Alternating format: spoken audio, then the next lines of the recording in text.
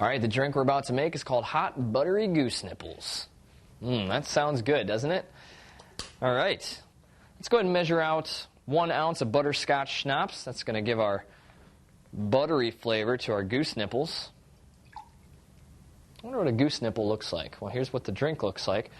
Okay, now 1 ounce of Irish cream. I mean, they're all covered up with feathers, so I don't know what the actual nipple would look like.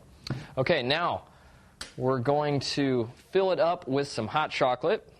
So we've got our Irish cream in there, our butterscotch schnapps. I can smell that butterscotch. And we're just going to go ahead and stir it up. Get everything mixed together.